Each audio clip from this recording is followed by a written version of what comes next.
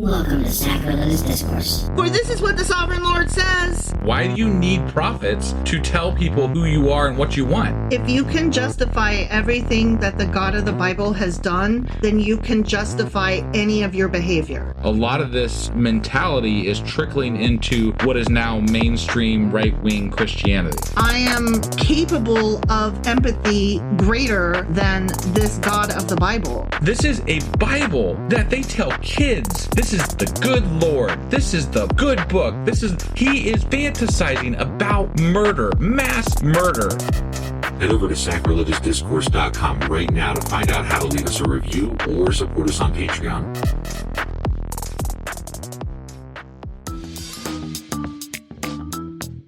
Hey there, sinners and saints. It's your favorite Bible-bashing duo from Sacrilegious Discourse, and we need your help. That's right, folks. We're raising funds for some heavenly equipment and a studio that doesn't sound like it's in the depths of hell. Our current setup, let's just say it's more apocalypse than audiophile. So if you want to hear us dissect the Bible without the background noise of demonic squirrels, chip in a few bucks. We're aiming for $5,000 to upgrade our audio and build a studio worthy of blasphemous banter. Donate today and help us spread the good word of atheism. You can find a link right on our homepage, sacrilegiousdiscourse.com. Every dollar counts. Even if it's from your collection plate.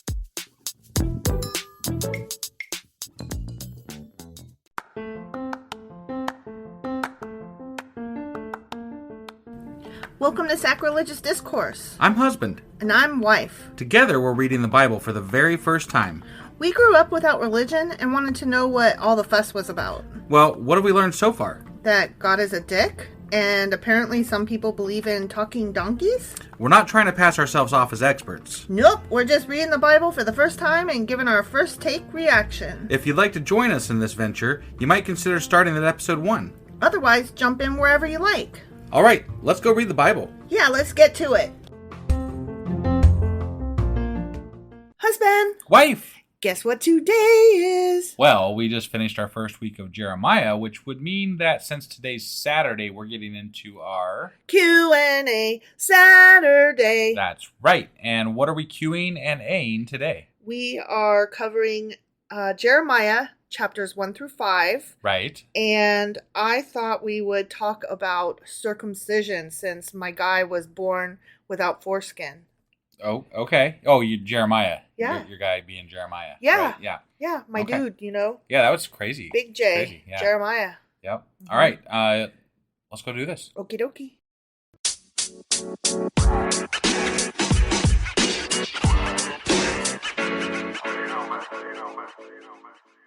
All right, so we are going to get into circumcision. Oh, boy. But before I start talking about J-Dog's dick, let me tell you a little bit about him. No, okay. Okay? Yeah. You know, J-Dog being Jeremiah. yes. Yeah. Yeah, Uh-huh. Jeremiah and his profoundly foreskin lacking penis. Okay. Okay? Yeah. So I didn't know this, but according to the notes that I found, Mm-hmm. he is a descendant of Rahab by her marriage with Joshua, and he was born during the persecution of the prophets under Jezebel. Wait, wasn't Rahab the prostitute at the Jericho wall? I don't remember. Oh. But well, sure. No, I mean, I don't know. That's okay. So anyway, but he was the descendant of somebody that's important anyway. Yeah. Okay. Rahab married Joshua, and then, yeah, that does make sense. Yeah. Well, but it doesn't. They never got married in the Bible that I'm aware of. Maybe they did, and you just didn't know it, because I was looking at a bunch of like rabbinical and Jewish notes. Sure. So according to those stories, Got it. he saved her, you know. Okay. And I guess And then they got married. Sure. Why not? Interesting. That's like a whole other fucking story that I'm curious about now. So, But I mean, obviously we don't have the information on it, so. right. So, anyway, that's where Jeremiah is descended from. Okay. Okay. Yeah. And he was born during the persecution of the prophets under Jezebel. Okay. Remember all that? Only kind of. Right. I know that was Yeah. so far back, but that's where we are today. Okay. We are so far back in time. Right. Okay. Right. His was a priestly family, and it was probably the same family that cared for the Ark of the Covenant after the return from Egypt. So the Levites? Mm-hmm. Okay. So he was part of that crew. Sure. His family owned property there, so Jeremiah was able to devote himself entirely to his prophetic calling. Boy, it's nice to have a family that's rich, isn't it? It sure is, because Yeah. then you can just, go do your crazy... Then you get to be famous for all time in the Bible because your family was rich. Exactly. And they don't think that when you're crazy and say crazy things, Mm-hmm. they don't say you're crazy because you're rich. Right. They just say you're eccentric or Right. charismatic. Yeah. Yeah. Since he was devoted exclusively to this crazy vocation, Mm-hmm. which involved the proclaiming of disaster impending, Right. he never did marry or have children. Hmm. He was like, nope. Can you imagine being married to somebody that's just proclaiming disaster all the time? No. That would be terrible. Aren't you married to somebody that's proclaiming disaster all the time? Isn't that me? Well, I mean, I'm like, everything sucks. I hate everything. yeah, but I don't let you get away with it. No, you don't. So You don't. So I guess you can't imagine it then. So the lofty mission for which Jeremiah was destined was evident even at his birth, for he came not only into the world circumcised, but as soon as he beheld the light of day, he broke out into loud cries, exclaiming with the voice of a youth, my bowels, I am pained at the very heart. My heart maketh a noise in me. Why would he be yelling about his bowels, right? It means he was sick to his stomach. Oh, okay. This newborn that just came out, right? Yeah. He's like, wah, wah, I'm sick to my stomach. And also, my heart maketh a noise. I'm hungry, bitch. It sounds to me, this sounds to me like his rich fucking family took the opportunity of their richness to embellish stories about this child. Sure. So that they could make him into this wonderful, great priestly thing. Yeah, he's like pre-Jesus or what the fuck ever. Right? Yeah, like they're like, we're just going to make him a prophet. And we're going to make him seem like he's really important. Exactly. And we can do that because we got money. Uh-huh. Yeah. Ain't that nice? Mm-hmm. So this part came, like we read this part in the Bible. Okay. He continued by accusing his mother of unfaithfulness, and as the latter was greatly astonished to hear this uncomplimentary speech from her newborn infant. Yeah, I'd be a little taken aback. I'd be like, excuse you, newborn baby?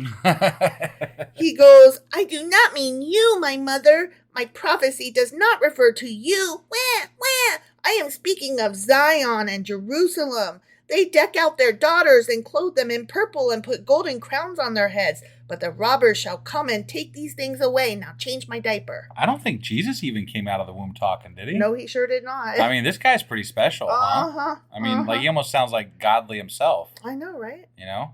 So here's the thing. I was like, but can boys actually be born already circumcised? Is that a thing? False. Oh. Damn, I'm always wrong. Hold your horses. You are always wrong. There is this thing called aposthia. Okay. Which is a rare congenital condition in humans in which the foreskin of a penis is missing. Interesting. Right? Yeah. The Midrash claims that Moses was born apostate. Moses? Okay. And other sources claim that Jacob, his son Gad, and King David were also born this way. Well, isn't that convenient? All the really godly people. Yeah. There's this book called The Fathers According to Rabbi Nathan. Okay. Which is in Hebrew. And it contains a list of persons from the Israelite scriptures that were quote unquote born circumcised. I see. Adam, Seth, Noah, Shem, Jacob, Joseph, Moses, the wicked Balaam, Samuel, David, Jeremiah, Zerubbabel, and Job. I see. They all had the foreskin missing from their dicks. That must mean that it's a godly thing because most of them were really, important, upright people in the Bible. So, well, okay, let's look at it the other way around. Maybe when these children were born that way, they were automatically from birth lifted up to be leaders by their tribes. That could be just, You know what I mean? Yeah. That's the way I tend to look at it. I don't know why people are spending so much time looking at other people's dicks, but still to this day. Right? Some traditions in Islam say that Muhammad was born without a foreskin. So Okay. again, you know, which came first, the chicken or the dick? Sure, yeah. Jewish law requires males born without a foreskin or who lost their foreskin through means other than a formal circumcision ceremony Mm-hmm. to have a drop of blood let from the penis at the point where the foreskin would have been or was attached. Oh my God. Just like a pinprick. You know? Yeah, no, I know, but You don't want a pinprick on your dick? no. No? No. You don't want to bleed from your dick? I don't. Okay. The Talmud records a discussion of whether the importance of this bloodletting of the penis supersedes Shabbat, on which only a boy who was born the previous Shabbat can be circumcised. If regular circumcision is delayed, there is no disagreement that this may not be performed on Shabbat. However, in the case of aposthia, or however you pronounce it, there are two schools of thought.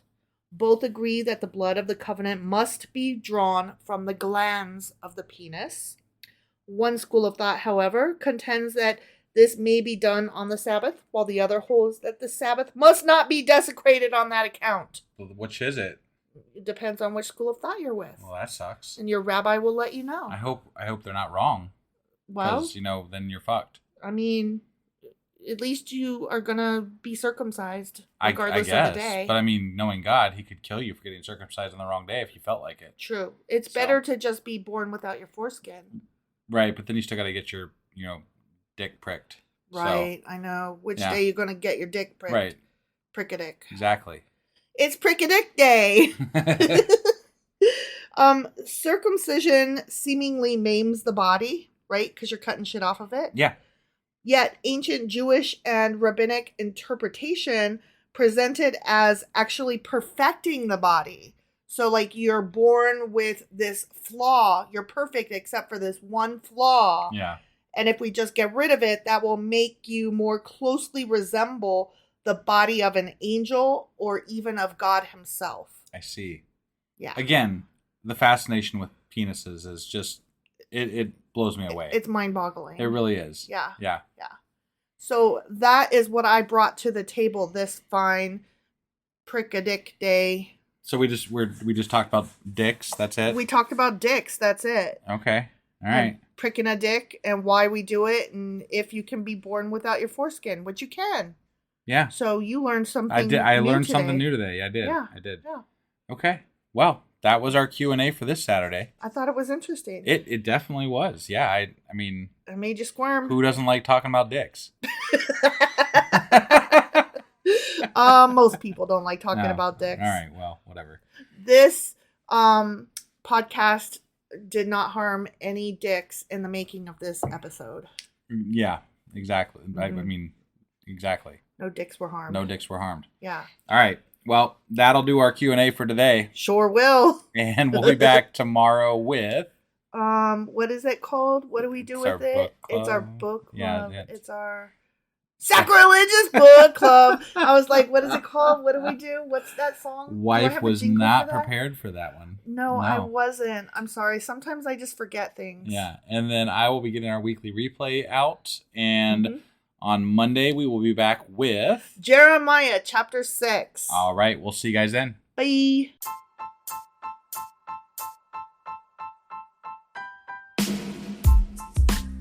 Hey, wife. I guess that's the end? But husband, that's just sad. It doesn't have to be. We are on lots of social media platforms like Twitter.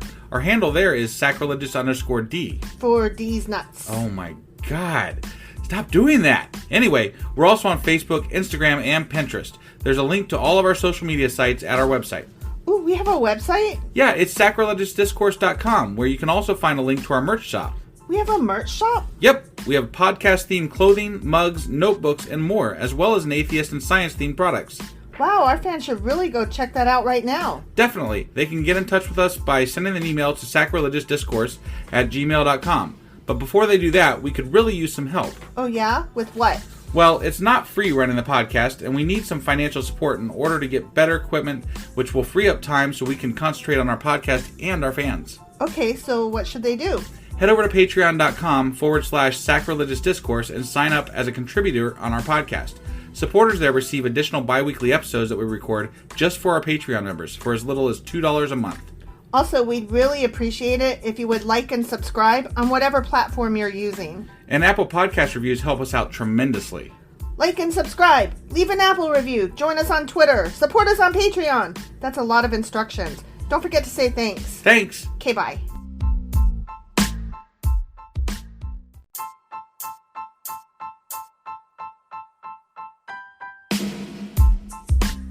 Hey wife, I guess that's the end? But husband, that's just sad. It doesn't have to be. We are on lots of social media platforms like Twitter. Our handle there is sacrilegious_D. For D's nuts. Oh my God. Stop doing that. Anyway, we're also on Facebook, Instagram, and Pinterest. There's a link to all of our social media sites at our website. Ooh, we have a website? Yeah, it's sacrilegiousdiscourse.com, where you can also find a link to our merch shop. We have a merch shop? Yep, we have podcast-themed clothing, mugs, notebooks, and more, as well as an atheist and science-themed products.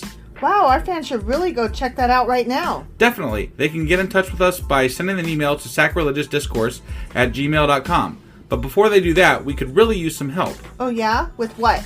Well, it's not free running the podcast, and we need some financial support in order to get better equipment, which will free up time so we can concentrate on our podcast and our fans. Okay, so what should they do? Head over to patreon.com/sacrilegiousdiscourse and sign up as a contributor on our podcast. Supporters there receive additional bi-weekly episodes that we record just for our Patreon members for as little as $2 a month. Also, we'd really appreciate it if you would like and subscribe on whatever platform you're using. And Apple Podcast reviews help us out tremendously. Like and subscribe, leave an Apple review, join us on Twitter, support us on Patreon. That's a lot of instructions. Don't forget to say thanks. Thanks. Okay, bye.